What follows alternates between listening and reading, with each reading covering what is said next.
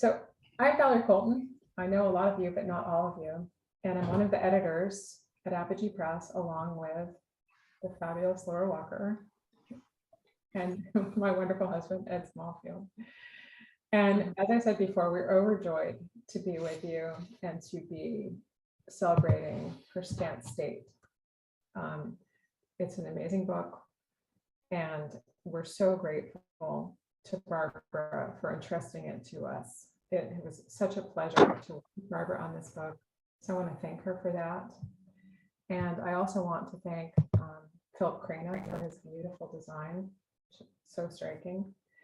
And I want to thank Gillian Conoley and Elizabeth Robinson and Cole Swensen and Brian Teare for being such great supporters of Barbara's work, being such amazing writers and community builders.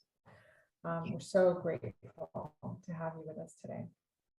So everyone can just stay muted during the reading. It will be great. As I said, we'll unmute everybody at the end so we can appreciate the readers. I want to thank you so much for sharing this part of your Saturday with us, and now turn things over to my beloved, who's going to introduce Barbara. I want to say before I start, even though you're muted, if you have you're muted verbally, hopefully, but you have access to text. And if you want to share thoughts while people are reading, people often will single out a line if they like or whatever. We're all for free speech in that mode, right? In text. Yeah, so just type into the chat, and of course, you're also welcome to, I don't know, show your enthusiasm as we go. Yeah. Thank you, Valerie, for that wonderful greeting. It's such a joy for me to be able to introduce Barbara at this evening. Valerie, thank you for letting me do the introduction. As the editor who worked with Barbara on her Scant State, the right of introduction is naturally yours. I wanted to chime in with Valerie and thank all of you for coming and all of you for reading and supporting Barbara's book. Barbara, thank you for entrusting this book to us, which Laura and Valerie and I love so much. Barbara Tomash is the author of 4 previous books of poetry: Flying in Water, The Secret of White, Arboreal, and Pre, and 2 chapbooks of Residue and A Woman Reflected. Her writing has been a finalist for the Dorset Prize, the Colorado Prize, the Test Site Poetry Prize, and the Black Box Poetry Prize. She lives in Berkeley, California, and teaches creative writing at San Francisco State University. Barbara also participates in several writing groups and is indefatigable in her support of other poets and their work. All of Barbara's work is beautiful, and her contribution to poetry through teaching and contact with other poets is vast. But today, I want to focus on her Scant State, which is a text I truly love. I love the fact that each page is divided into 2 sections, set off by spacing and a line, so that each page is a dialogue between 2 different texts. The upper text is poetry, lines of free verse floating in space. The lower text is in sentences, but not exactly the sentences that would create a linear narrative, though perhaps some readers will see a narrative there if they choose to find one. For me, the 2 most striking things about the text initially are its lyricism and its open-endedness. So many of the lines, both the free verse lines and the sentences, are simply beautiful. And the book is wonderfully open. I have read her Scant State so many times, and my feeling at the end of each reading is always the same. I want to open the book at the beginning and start reading again. The themes of her Scant State feel present and pressing. Americanness, whatever that means. What does it mean to be a woman, a lady, feminine, at what price? In her Scant State, we feel the insistent pressure of capitalism evidenced in the constant concerns about money. The flow of the themes in the book is a series of glints or glimmerings, nothing dogmatic or heavy-handed. What we feel is the flow of consciousness in the flickering of the language. I certainly don't want to exhaust her scant state. The text is inexhaustible. I've already talked too long. Barbara, thank you for creating this beautiful book. And thank you for reading for us. Thank you. Thank you so much. So I'm just thrilled to be here and so thrilled to have this book come out with Apogee Press in their very, very warm and capable hands, and delight to work with, and just a wonderful experience. And so I feel very lucky and very thankful. So thank you, Valerie and Ed and Laura. And I'm also extremely thrilled to be reading with Brian and Gillian and Cole and Elizabeth today. These are poets whose work has meant so much to me. I love their work. And this is, a dream come true to read with them. And there's so many other wonderful poets here today whose work has meant so much to me. So I'm so glad to see you here, as well as friends and family. So this is really exciting, and thank you for being here.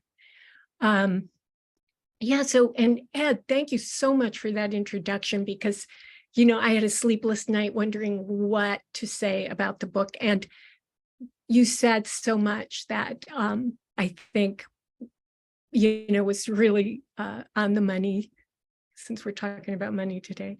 So thank you so much for that. It helps me a lot. So I'll just talk a little bit about my process, because this book was an erasure of Henry James' The Portrait of a Lady. I was reading novels all through my childhood, and especially in middle school, they saved me. Biographies of women, lots of stories of girls who were accomplishing things and becoming ballerinas and horseback riders. And the novels really saved my life during those difficult years in middle school. And I felt like the relationship between the reader and the writer was salvation. I trusted the writer so much. And then when I got older and later in high school and beginning of college, and started to read more of, what we call the canon, I was sort of knocked off my perch, because suddenly the novels I was reading, as much as I admired the writing so much, it felt like I was being told, here was a young girl coming into womanhood, that women were really not worthy of much attention, or if they were given attention, it was that they were kind of set up as a straw dog that I didn't recognize, for then the author to dump a lot of anger on. And so I was really excited when I discovered some wonderful women novelists like Flamenco Enchi and Kate Chopin and George Eliot, of course. But when I read The Portrait of a Lady by Henry James, I was really, really moved. This was the most devastating novel I had read, or one of the most devastating. I think Middlemarch Matches, maybe. But I felt like James was looking at women from a really interesting context, where he was like analyzing how burgeoning capitalism and the transactional quality of relationships was putting pressure particularly on women as becoming objects to use in transactions, and how our most intimate relationships and our friendships and our love affairs all had become very transactional with burgeoning capitalism. And so it was a very important book to me and stayed in my mind. But this was a long time ago. So why did I come back to it? I don't know. But I wanted to try an erasure, and I wanted it to be of a novel because novels had meant so much to me. So I took some off my shelf, and when I started working with a few books that had meant a lot to me, it really took off when I started working with Portrait of a Lady. And the way that I worked is I just would read in almost a skimming fashion. And as words, called out to me, I'd circle them. And I built my text from single words more than from phrases I found. And my rule was that I had to go in order. So the book that I wrote, all the words are in the order that they appeared in the text of Portrait of a Lady. So I think that's more than enough, right? So I'll start to read. And I should tell you that there aren't single poems. It's just one whole book. And so there won't be pauses, poem by poem, page by page. I'll just go. And first, I'm going to ask you readers for some permission here. Her scant state. As far as the limits of the room allow, I have asked permission with a piano and with flowers, with phrases and gradations in speech for a lapse in continuity.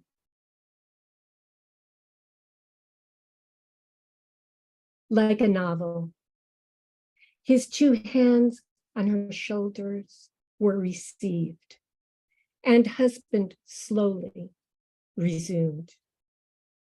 Reedy, silvery observation, her hands folded upon, of course, I'm lovely. It was knife-like, the disorder. Erect into law, a house. The right word, as flicker of a match, as so many things at once going home, covered with a drooping veil. I think without intending it, fretting the edge of my ignorance, my blunders. I told you it was exactly to do with bad, stupid art. Possibly, but yours. Now it pains.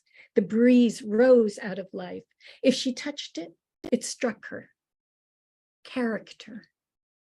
It struck her as a word stupidly pale, emphatically easy. Gently put out her two hands, suspended between to be sold and lose no time. She undraped more liberally than expected, laid bare the idea of a distribution property, her thumb and her third finger for her losses. Her compassion concealed history, as I believe you like it. Exquisite, sad. Don't try to frighten me. Because you fatigue yourself, I've given you an interest in detachment. Certainly it helps. Start with the way we're to end, coldness, how we're to end. Common crimes giving an extreme effect. Her hands quickly beautiful. Anyone's valuation of anything. I have made her that. An inquisitive, experimental quality. Which of the daughters are you? Writing money, anything about money, in point of fact, inherited. A wedge of brownstone, violently. With folded hands, I can only give, as I say, a blank page, a pure white surface, easily crushed. Please tell me, I have no memory. There was a young girl. I miss, I like, I'm really, I don't, when the sun goes, I go. I wish just a small sound like hands quickly kissed. I'm afraid I'm only the small dark, the clear gray, which gave as it opened.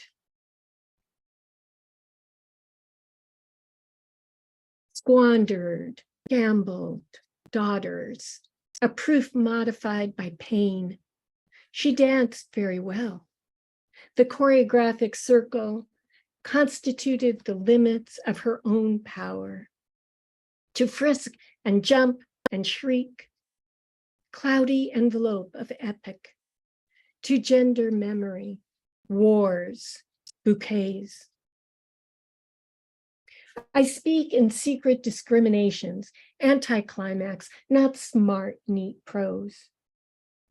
Impossible world to walk, thick, brown, weak, and red, and human without touching the ground.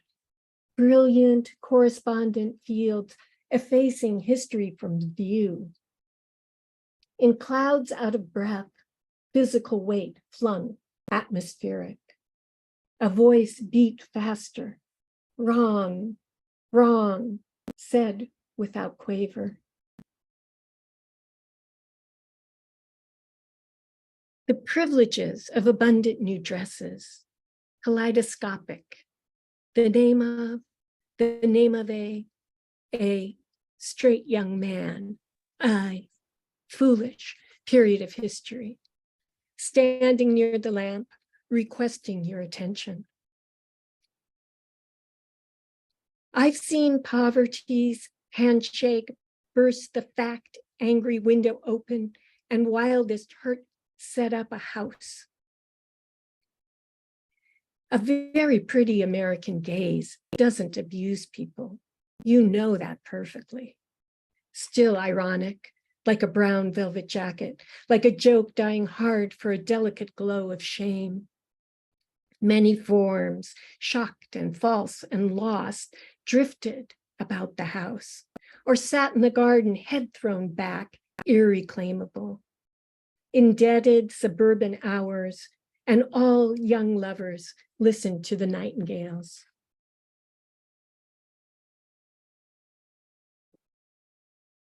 Nevertheless, he knocked, absented, watery, disamericanizing desire. So very soluble a problem. In the white American light, the banking mystery. Fine ivory surface polished, his own fault.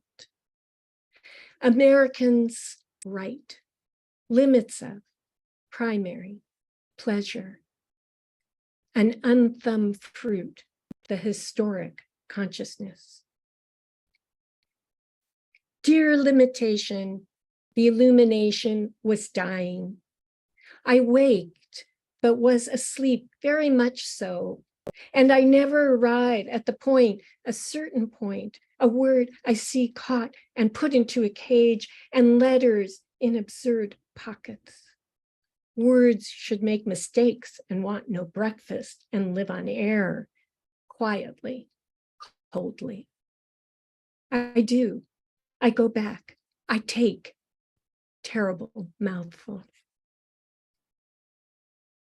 The flatness of exile, the fragrance of fruit in a poor translation. Bursts of wildflowers niched in ruin. Property of the observed thing. The imagination loving the riot. She's mine, she's not his. A sense of property allowing her two countries with a laugh. As good as summer rain, a land of emigration, of rescue, of refuge, their superfluous population. Poverty's dressed as a face of elation.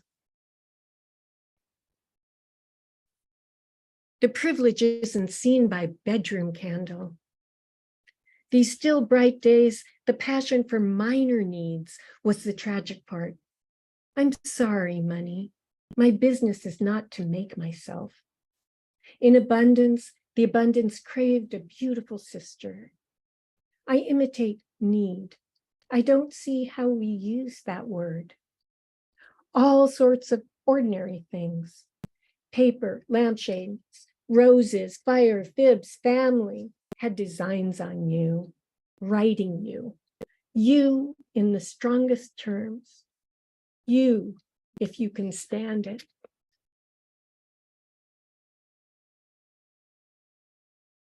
Tinged with rumor, reverence, they read nothing at all.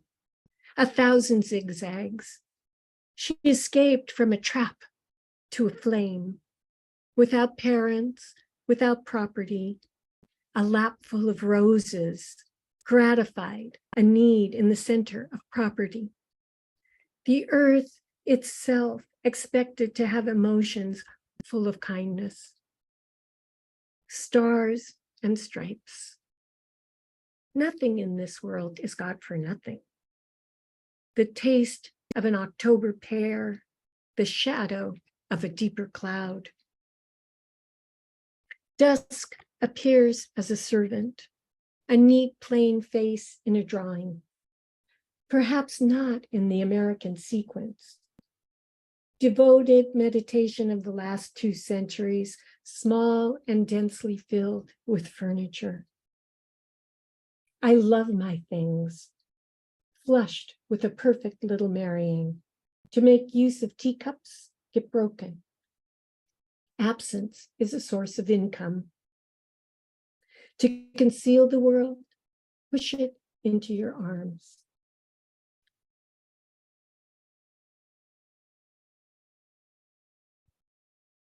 A specimen of what?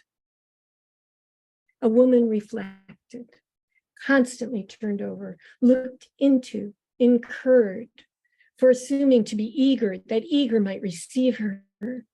She had shown she was a person exaggerated, a whole museum, a high house, immured in violence, historic, visited by tourists. She gushed out local color. Enough. Limoges enamels, the proportions of windows. The details haunted, then warmed her. Your country, majestically. I must take it as I find it. In houses, your remonstrance, just, monstrous, unheard of luxuries, equality that I've never seen. Forks and spoons, America was Americans, no mistake, no mistake. Sweet, wholesome tone of responsible kindness, sentient, neither abolish nor maintain. I'm not bound. I'm not theorizing, not me. Now bending forward a little movement subsided, these last words intervening. Impunity, heterogeneous, nationality, disavowed, houses, resembling, innermost, ornaments, shifting, breakup, death, domicile. I had to trouble you with her thoughts. A theory about me. I won't be thought. I protest my own nation for a lifetime. Poor human heart, to represent things, to exhaust all remedies.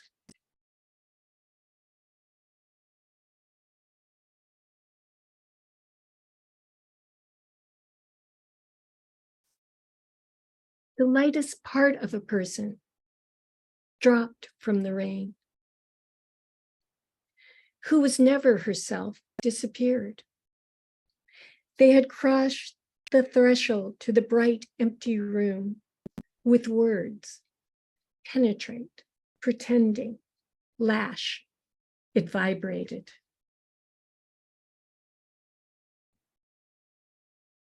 Throw man, tick, romantic, simplicity, simplicity.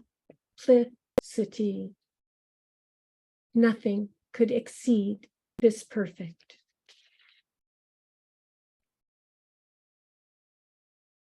She went to study the pause she had opened.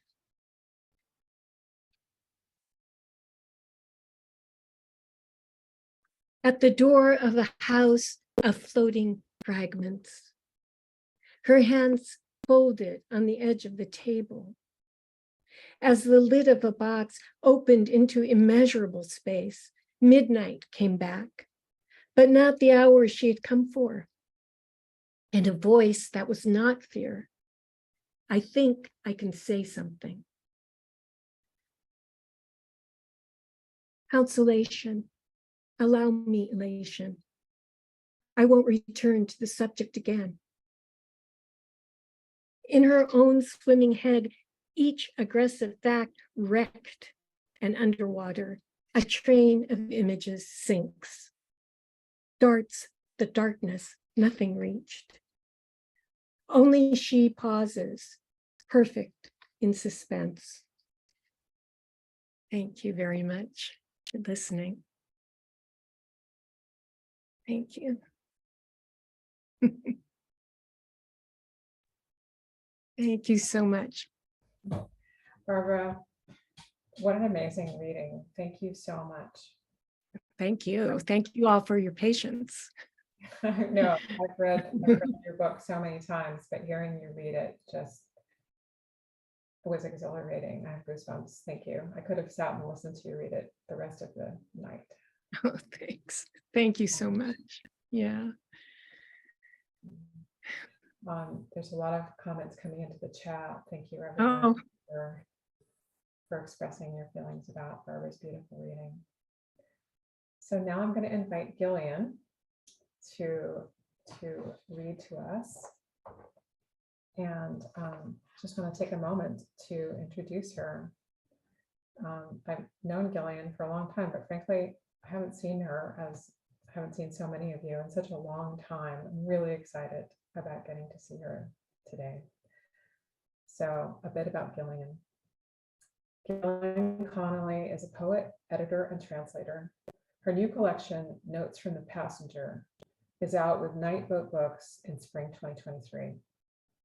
The author of 10 collections of poetry, Conoley received the Shelley Memorial Award from the Poetry Society of America and was awarded the Jerome J. Shestak Poetry Prize, a National Endowment for the Arts grant, and a Fund for Poetry Award. A Little More Red Sun on the Human, also with Nightboat, won the 39th Annual Northern California Book Award in 2020. Conoley's translations of 3 books by Henri Michaud, 1,000 Times Broken, is with City Lights. Conoley has taught at the University of Iowa Writers Workshop, the University of Denver, Vermont College, and Tulane University. A longtime resident of the San Francisco Bay Area and founder and editor of Volt Magazine, Conoley has collaborated with installation artist Jenny Holzer, composer Jamie Lee Sampson, and Butoh dancer Judith Kajiwara. Gillian, we're so pleased that you could join us today in this celebration. I'm so excited to hear you read. Thank you, Valerie. Am I sounding okay? That should sound good. Yeah. Okay, good. I haven't used this computer in a while. I'm so honored to be here and to be helping to celebrate Barbara's amazing book, Scant State. I think it's my favorite of Barbara's books, and that's saying a lot. And I also wanted to honor Apogee Press, which has been going for how many years now? Is it? It's going to be, I think it's going to be 20, we think it's going to be 25 years next year. 25 years. Yeah. Really an accomplishment. And it's lovely to see everyone. I'm getting to see a lot of friends in the Zoom room. And to start my reading, I wanted to use some of Barbara's lines as epigrams for my reading. And the two are, I'm sorry, money. My business is not to make myself. I really love that line, and how money almost sounds like honey, that, you know, that endearment. And also to conceal the world, push it into your arms, which is, there's just so many incredible lines in Barbara's book. And it's really was very moving to hear you read it, Barbara. It was great. So thank you. I'm going to start with a poem. I think all the poems I chose to read today are have women in them, and so that's another honoring of Scant State. I'm going to start with how it was no longer only the country that was divided. It was the order and their words, so that when someone said work, we lay down, so that when someone said art, memory was our insufficiency. We caught it in our hands, grievous sharp. After 5 or so years, the t-shirt pills, every day I say, try throwing it away to teach my daughter something new. Your grandfather's war helmet, I say, your grandmother's high pile of cottony tresses, the opal axis of her hairpin, steel mink of her closed eye, something new. Who speaks through your mouth? Throw it away. Do you want it to say Sister Perpetua or Mother Apocalypse on your t-shirt? Tumbling out, a word order reveals a pack of boys who unzip to sire the city seepage. I say, if dust cosmological camouflage coats us, we reroute to another street. I mean, who knows? The house might not even be here. You, however, are my wonder, fatal, prenatal as water down a leg. I was born after a war, came of age in a war, leave war everywhere. Who speaks through your mouth won't be me. Something very large and open and waiting. I errand to fill my hole. You scroll and want worlds, the many worlds of wanting worlds. The gentle body of light enters the car, slow surfing the speed bumps, carrying us along oceanically. Because I am vanishing, I think to show you how, but not just now. Let's not talk just now. Return, says the body of light, deciding to not decide which one of us to call into gentle body of light's luscious quandary, settling also into the front seat, transmuted, inflamed, our faces, our voices. If as mother, I gave you mortality, if as daughter, you gave me immortality's brief mirror glint, you are reaching into screen to play your music. If this is the end, empty hands of humanity, will not tomorrow be enough for you? Mortality upon us with its rosy edge of want. Mortality upon us with its rosy edge of what? So nothing cannot go unsaid. To pass the night in open air, Saint Perpetua invented the diary in prison, and after requesting water, knew not to ask for any other favor but perseverance of the flesh. I'm green and strong as live oak on dry gold grass. I'm blue with externalizing my interior enemies. When they are gone, I aspirate in primeval mist. James Joyce wrote The Dead until the last page was snowfall. If there is fire, we will pick it up, play with it. Gentle body of light, I am lonesome pine for you. Who speaks? waits under the blind glare of Jane Eyre's mysterious red room. Unlock and we river cane the lyric. You know that patois? Gentle body of light, you've got such a cruel ideal. Grievous sharp-nailed coyote steps at sea foam's edge. If we isolate the isotope, may it rain in the echo chamber. Gentle body of light, when we're within you, we're outside you. We swim the plasma, we would shred the threshold, find airport by matchlight. I should have said that poem was for my daughter, but you probably figured that out. Okay. The next poem is a metropole that unpeoples and peoples. The burnt tropic, masticating its vine stalk, wand and wind, cracked iPhone glass, rang thought, chatter, susurration, and aftershock, hair matted below our ears, receiving signals, not all that synthesizable. Rhythm and phoneme saying, hey there, until more gessoed grew the honey dark summer street. When you coming back, sang the heat, fecund, night fallen, partial to sky, tadpoles gone celestial. Our vocabulary split into two columns in which a lexicon likes beginning, carry on, nightingale, cloud bank, and snow. A waitress slept in her car for the heat, breathing in the half inch of the window left open.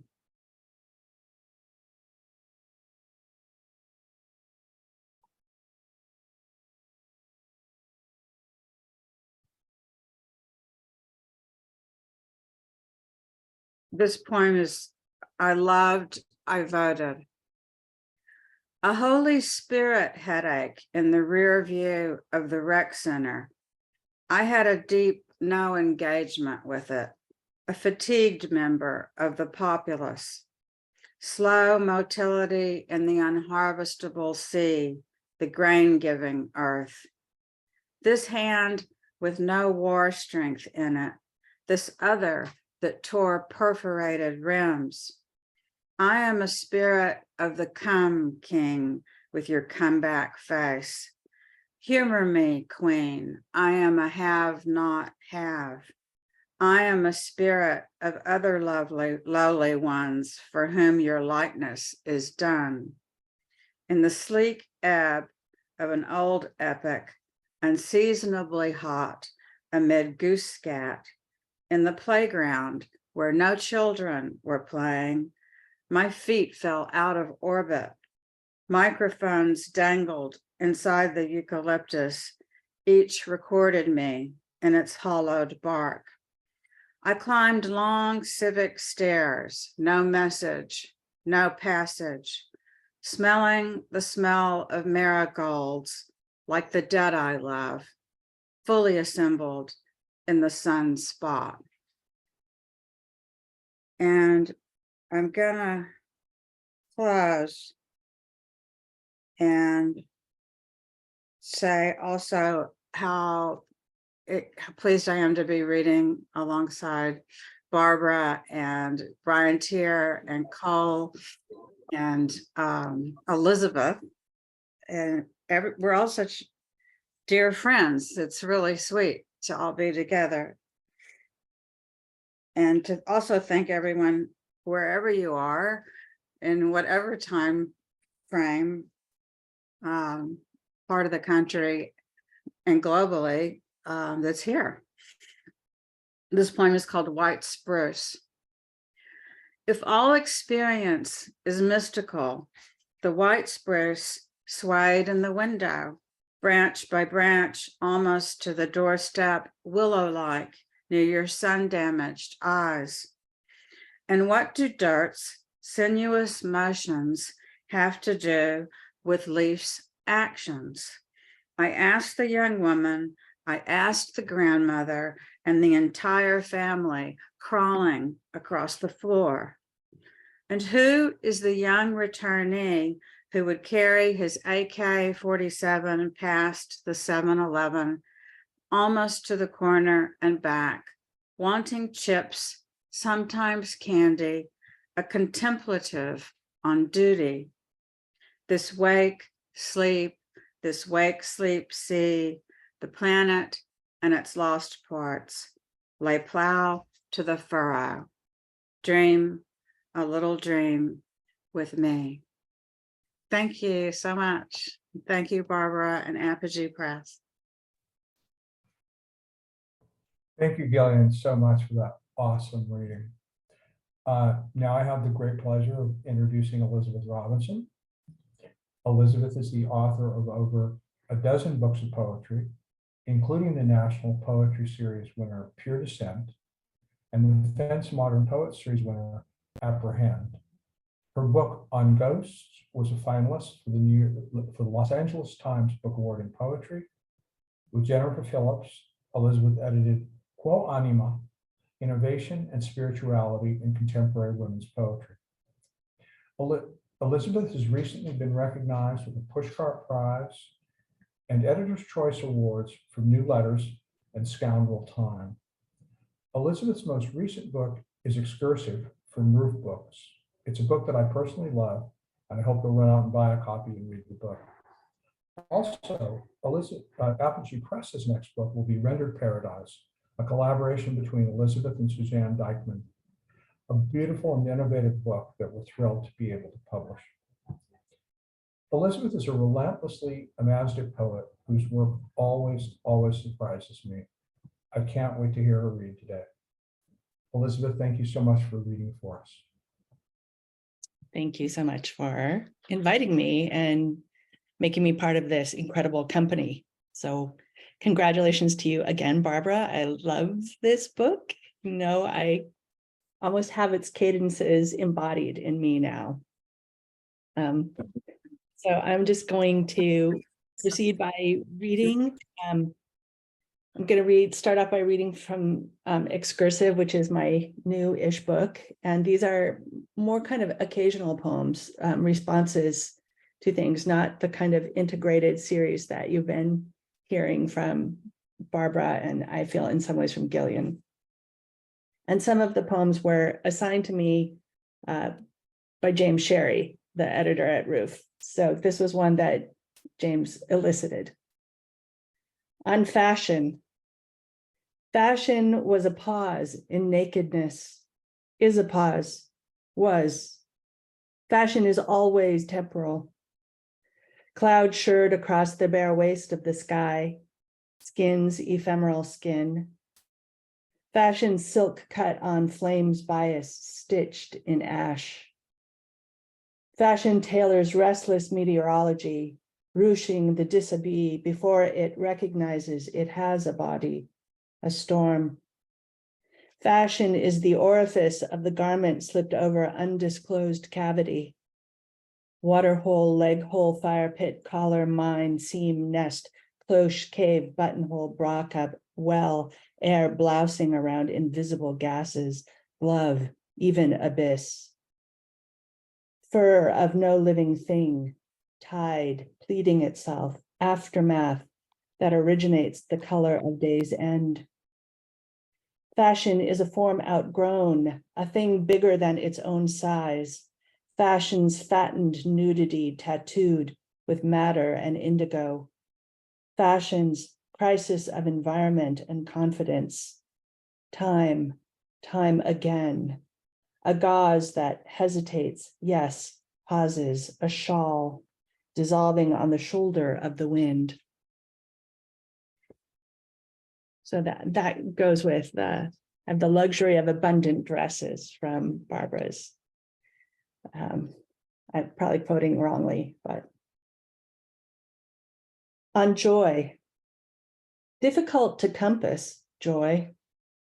characterized by its leakage, a hose pouring out onto hot pavement where water pools, is absorbed, evaporates, but is still cool underfoot. Whipping cream poured into bitter black tea as a milky mushroom cloud forms. The scent of used sheets being peeled off the bed. Joy's commitment to inconsistency, to tardiness, to dust, litter, long strands of fur on dark clothing. The pure tone of the backyard chimes when they collide with an unsuspecting forehead. The excess that is incidental, unbidden, a tiny bit painful, joy. That which gives itself up fully to the itch, scratching until it draws blood and the itch surrenders. Then the illuminated red blot as it clings to the skin and hardens almost to blackness.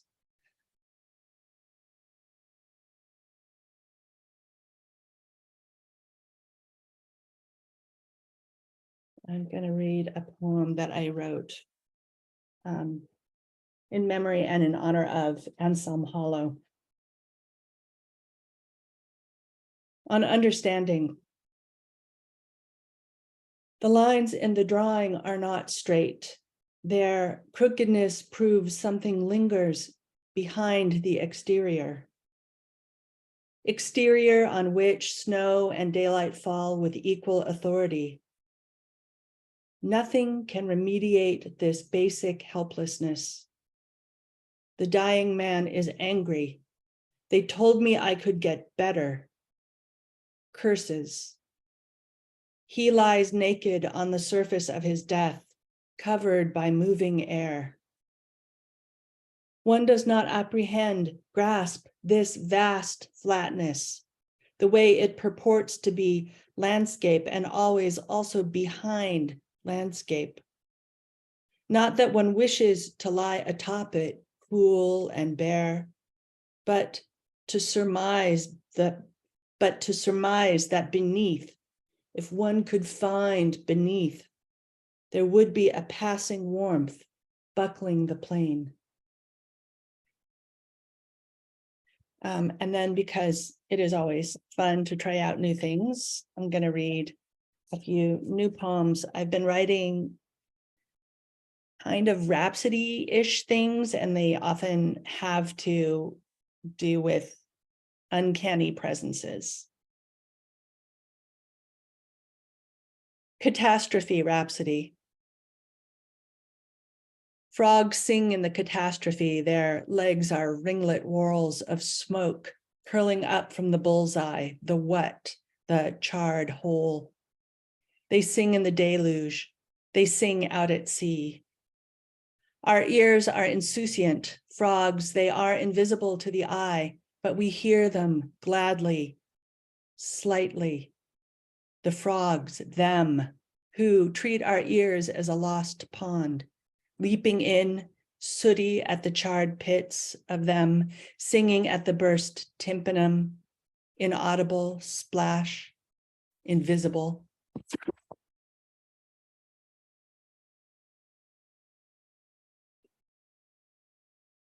Riddle heaven. Heaven, seated with haplessness, beads of presence, contagious, atomic, green, verdant, virulent, you must go away. Heaven recurrent, a slum spat into its friable lung, gasp of thin air. All that is inconclusive endures, you, not a sight, or a cul-de-sac of multiplying intentions, inattention. Invalids of faith twist haven in its stream, splinter, proliferate.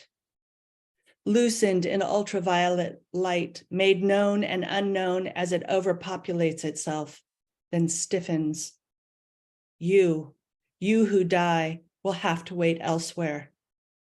Brittle heaven, brittle list. Heaven heave, hover over, its dispersal granular, infectious, a billion tiny gods who ride the current and sting the eyes. You remember the breath, inflexible, taut, a judgment and no clemency. Heaven bleached of destination and resurgent. So that was really a pandemic poem. Just for a little elevated spirits.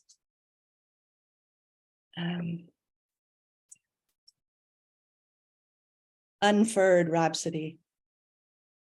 Once I was furred at chin and shin, earlobe and tit, knuckle and buttock. In an after season, I relinquished fur for skin. Tufts of me mewling in the wind away. What must be quenched for skin? I walk in this strange enclosure called yard, glad captive of nakedness. Daylight bare, boiling in vitamin D.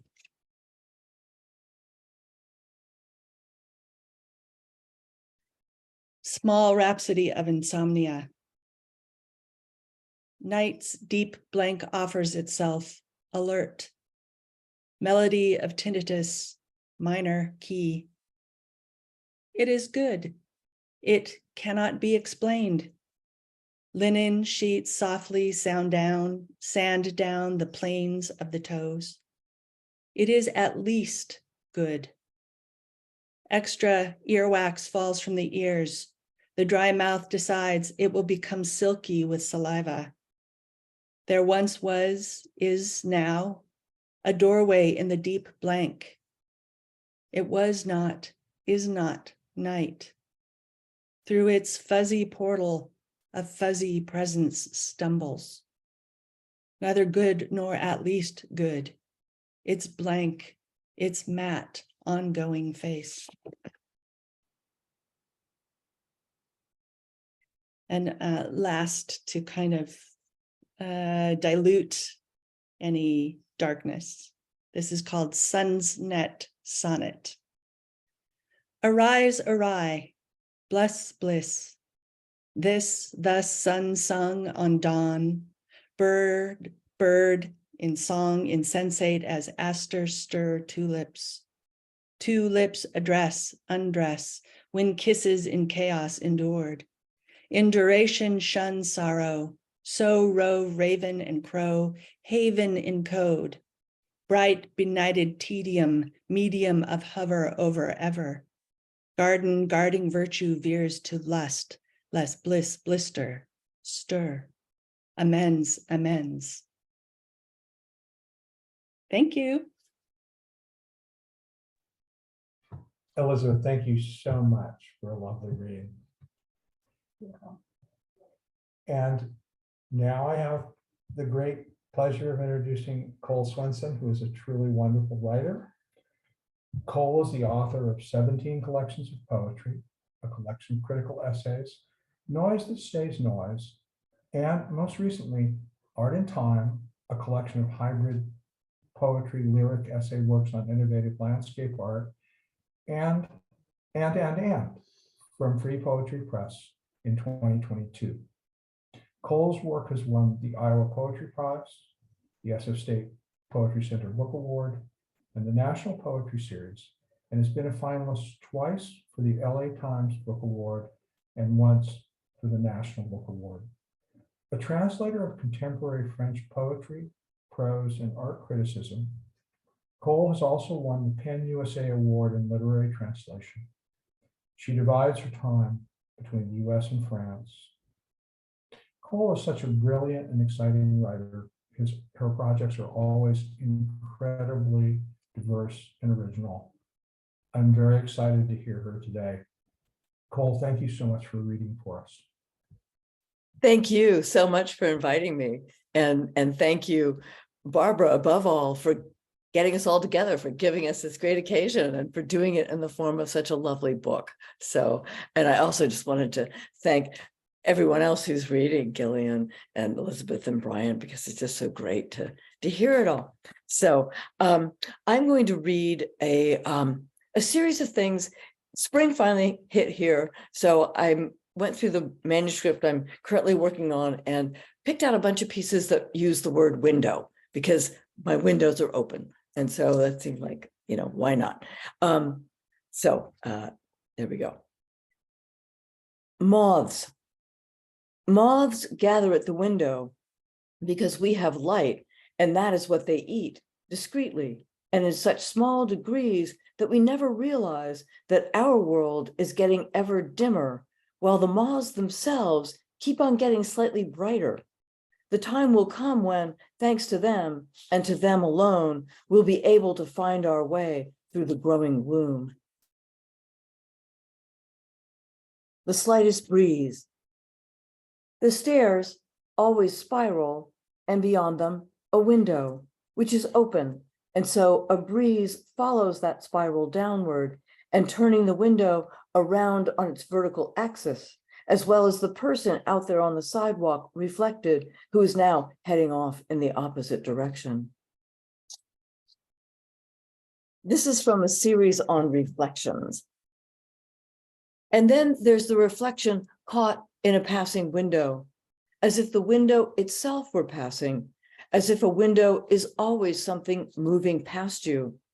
What I mean to say is that I was moved by what I saw on the surface of the window, and that as I passed it, someone passing just behind me seemed to pass right through me.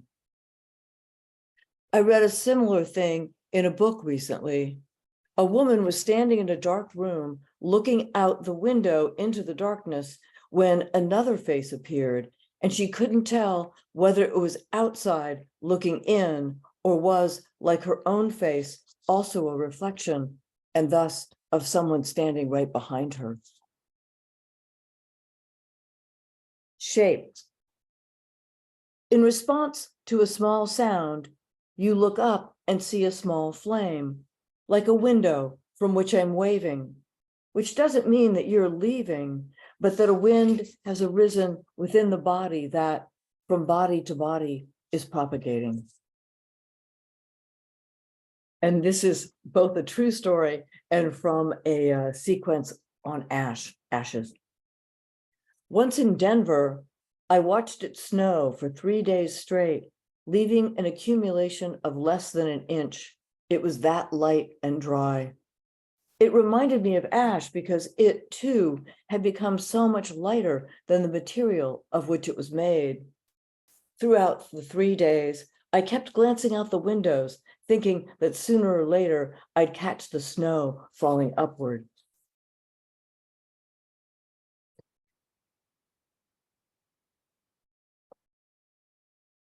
New rain. He stands at the window, which runs from floor to ceiling, looking out at the gathering storm as it darkens the sky, thus making the surface of the glass increasingly reflective. And upon the cloudburst, he's surprised to suddenly see rain running down the entire length of his body, which makes him feel not unreasonably more fluid, more flexible, maybe even once more able to execute a triple axel. Yet as he starts to move into it, to build up that necessary momentum, he sees just in time that the rain has melted the ice out from under him. Cherry tree in spring. The oddest things sing. I'm not talking about the tree, that's expected, but so much else. There it stands in the middle of a huge field, all in flower, and one of hundreds that flash by the train windows, which break into song at the sight of them, and of course at a frequency beyond that of human perception. But a human can nonetheless just barely sense the charge between each tree and each pane of glass as an infinitesimal electric zap that, for the one looking out the window, is experienced as a split second of hyperattention, which collapses the distance. And suddenly, there you are, under the blossoming tree, and then under the next one, and then the next, and so on, until you realize that, in fact, you're traveling by tree rather than by train. A word for it. This is another true story. There's a French expression, I think it's mouton du ciel. I ran across it in a poem, or was it un troupeau de nuages? In any case, the clouds as sheep equation was firmly established, and I've run across it at least once more since. I'm thinking about it tonight because the small puffs of cloud trotting across the sky are distinctly sheep-like in their shape and flock. And then my eye alights on the field directly across from my window, in which a real flock of real sheep, hired by the state of California to eat up the dry grass and thus reduce the fire danger, is munching away.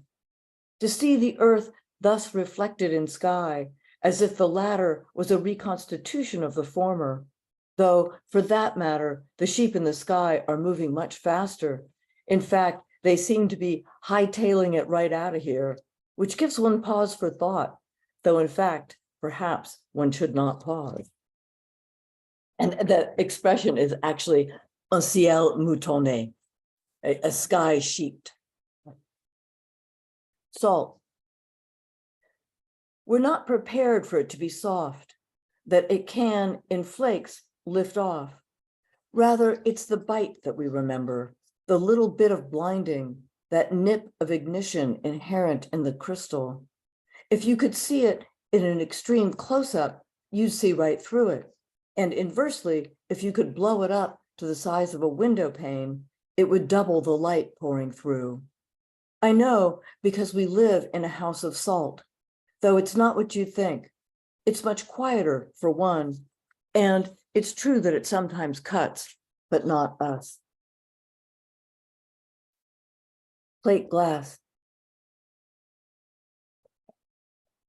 Walking down a city street, I was struck by the sight of a falling leaf reflected in a department store window, and then noticed that, as it was October, the theme of the window display was also falling leaves, and thus found myself faced with artificial ones falling inside and mere reflections falling outside, making it quite clear that the real was all behind me. Chandeliers.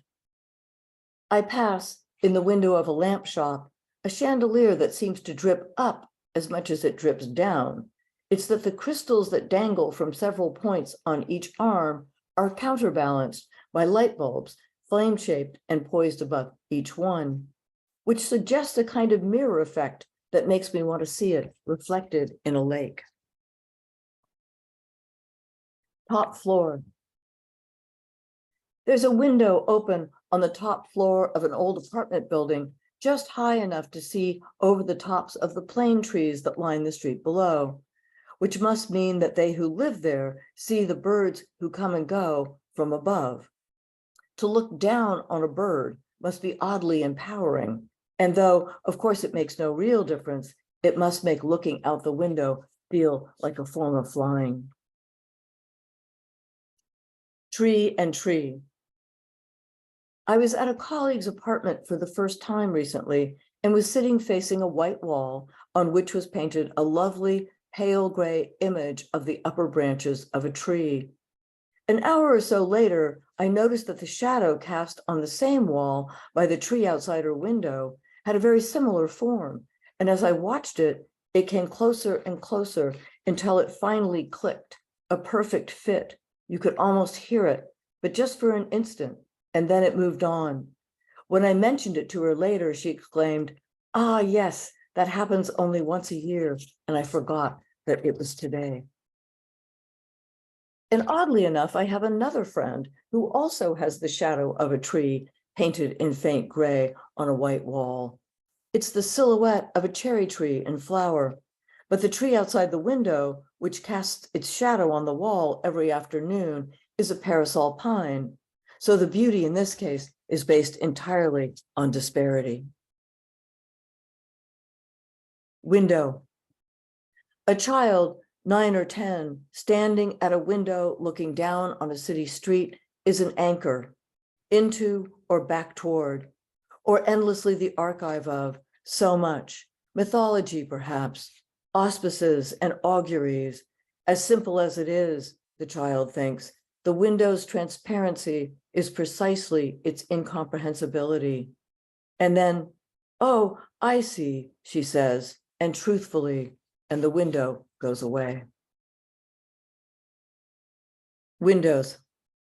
I saw a bird out my window, hovering, holding her own, her wings treading air, as it were, and staring straight in at me with an interrogative look, or at least so it seemed, which made me, in turn, ask myself why and how the bird was, in her own way, so clearly another window. And as I watched each wing beat, I saw that it was an opening, each one lightly unlatching a slight window in the sky. It turns out that this is true for all birds and at every hour of every day. Every wing beat opens another airborne window. And while this makes these windows not quite infinite, they are, at the very least, extremely numerous. Thank you. Thank you all very much. Thank you for Apogee Press. Wow, Cole, thank you so much for that wonderful reading. What a pleasure. So I want to invite our final reader of the day, Brian Teare. The 2020 Guggenheim Fellow, Brian Teare is the author of 8 chapbooks and 6 critically acclaimed books, including Companion Grasses, a finalist for the Kingsley Tufts Award, and Doomstead Days, winner of the 4 Quartets Prize and a finalist for the National Book Critics Circle, Kingsley Tufts, and Lambda Literary Awards. His most recent publications are a pair of book-length ekphrastic projects exploring queer abstraction, chronic illness, and collage. The 2022 Night Boat reissue of The Empty Form Goes All the Way to Heaven, and the fall 2023 publication of Poem Bitten by a Man. His honors include Lambda Literary and Publishing Triangle Awards and fellowships from the NEA, the Pew Foundation, the American Antiquarian Society, the Headland Center for the Arts, the Vermont Studio Center, and the MacDowell Colony. After over a decade of teaching and writing in the San Francisco Bay Area and 8 years in Philadelphia, he's now an associate professor of poetry at the University of Virginia, an editorial board member of Poetry Daily. He lives in Charlottesville, where he makes books by hand for his micropress, Albion Books. Brian, thank you so much for joining us today. It's such a total honor to be here. I feel like Apogee is a major part of my education in poetry. So many of the books, when I first moved to the Bay Area, were so central to my evolving sense of poetics. And so many of the poets here are central to that education in poetry. And I just am so honored to celebrate this gorgeous, gorgeous book, Barbara. Congratulations. Yeah, and I'm just so grateful. This book that I'm going to read from, Poem Bitten by a Man, is actually a record or drawn from the final years that I lived in the Bay Area, which some of you were there for, in fact. So it is a collage-based project, and I'm not actually going to say much more about it other than that, and I'm just going to read some sections from it. It is a book-length poem, so yeah, we're just going to go. And again, I'm really grateful to be here with all of you and to read with all of you, and all of those readings were so astonishing. So this is, and I'm just going to read from the opening of the book. It's called Poem Bitten by a Man. The poem begins when all the tools I used to write it break. I don't know why. I open the notebook. Wide graphite lines, narrow rule, useless. Then I what? Pick them up and move them about. An imagined unit, a transformation, possibility in gray. San Francisco winter, my head against the window. Thin, linced light of another doctor's appointment. Colère to paste downplays the violence of the cut that comes first. Disgust. To give up. To get rid of the language value of anything at all. Or to do the work. To doubt that the work needs doing. Before it exists on paper, It exists in the mind, not thinking form, space, line, contour. Writing makes an I out of this situation. Waiting room, pain scale, color field, patient history, pale tile of the clinic bathroom. Then I what? Take a number. Why? Nausea, collage, headache, these works on paper. A way to begin, to pursue meaning through its displacement, to understand change, remarkable or hidden, to go on, still thinking about painting. Being ill in my 30s is like certain paintings from the 60s. Agnes Martin saying yes to the grid and no to pretty much everything else. Rational and fetishistic, disciplined and obsessive, her tape and ruler and graphite lines floating on canvas. Like any sign, a symptom becomes abstract through repetition until illness too seems double-voiced. A materiality that says yes to what, that says no to what is what I ask, negotiating. Define object, define event. Move the inside of the picture between invisible and visible, the ineffable and the clinic. What's considered to be the material? Flower, fruit, phallus, book, and vase? What principles obeyed? What principles refused? Embodied by what materials and processes? The morning I vomit between parked cars and stand up, fog rolling off Twin Peaks, not a drawing, not a structure, not a speech, not a construction. With a stained collar, I go to the doctor, and now here is Jasper Johns, who writes in his sketchbook, "It is what it does. What can you do with it?" Flag, 1954 to 55, encaustic oil and collage on fabric mounted on wood, 3 panels, 41¼ by 60¾ inches. To read a painting, to read a page, is to live overlapping moments flattened on a plane, a site of love and aggression. Every object of study, a fantasy object that survives. The inevitable reader who says, "Hello, dear other, I destroyed you. I love you." A technique of individuation and an inescapable condition of cultural production. To paint a flag means design's taken care of, Johns says in 1959. It gives me room to work on other levels. What other levels does he mean? Critics ask for decades.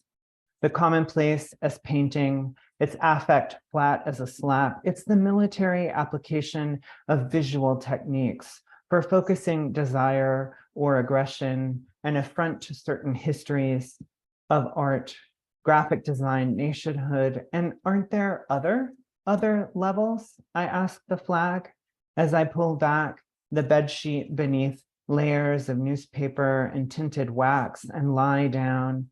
Not really collage, a critic says, not really encaustic. The dream of a former soldier with a new boyfriend and an estranged alcoholic father, dead the day before his first show. The flag's a fantasy of love and destruction, emblem of everything conflicted inside him. The flag's an affect, wide as migraine, debilitating and interesting to lie down inside.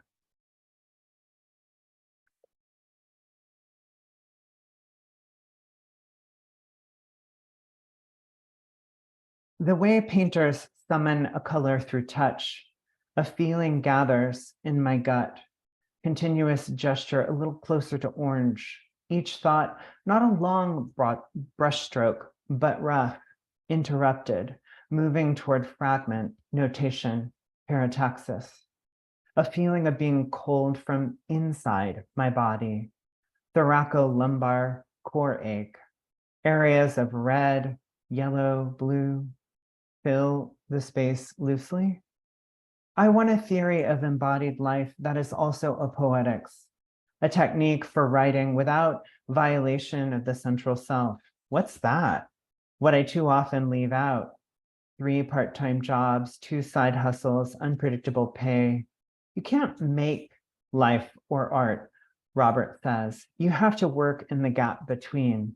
Then I what? Begin with the possibilities of the materials and let them do what they can do. Space everywhere, objects, no objects, movement to accommodate the actual. Depositing $185 from a freelance gig, I'm still overdrawn. Negative $2.58 for the week's groceries. To finish the job, I'd left everything else unfinished. To be exact, I'd left everything in writing unfinished. Debt again settles in my body next to illness. Chronic shift in my central self, low income art, symptomatic art, everything connected below the surface. And then these last two are in honor of women artists who have been really important to San Francisco.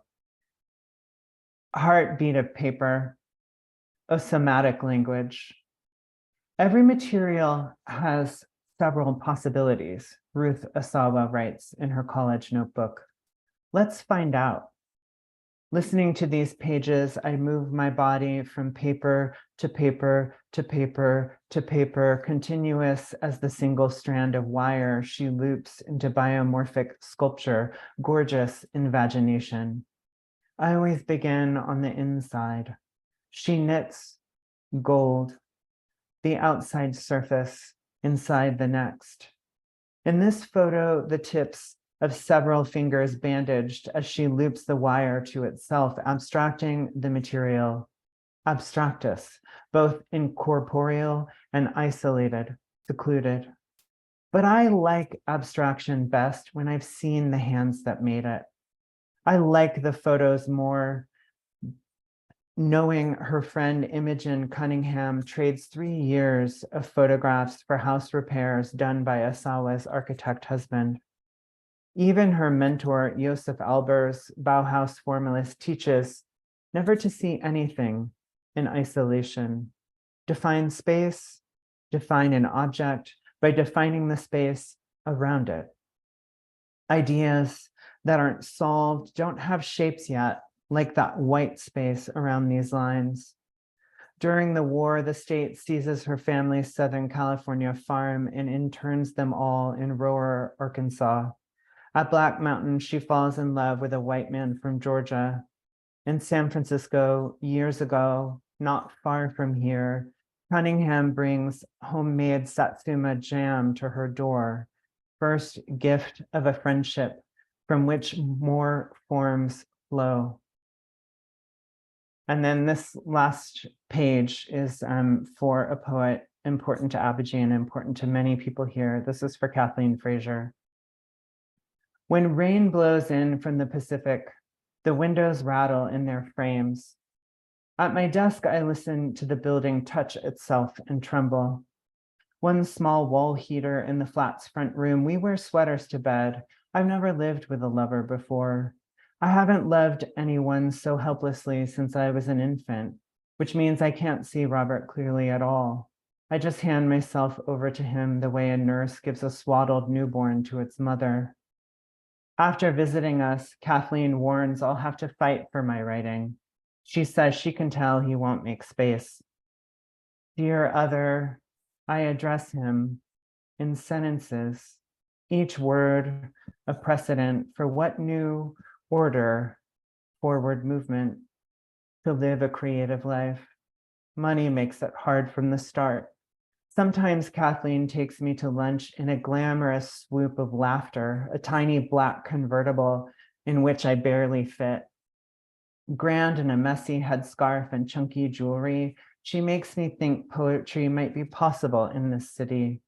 But she has money, sends me home with breads and leftovers, a gift I share with Robert on the couch in front of a space heater, the way I want to share what I learned from her poems, the powerful field of her reality. But I don't yet know how to begin to talk to him, to bring into words fragments I conspire with him to hide. It is part of my commitment to him and myself. It is my politics and my love. Thank you so much. And those, that page collaged a lot of words from Kathleen's beautiful book, Each Next. So if you heard her words there, that was an homage to her powerful presence and the gift of her friendship and her poetry, which Apogee obviously helped support as well. So thank you all.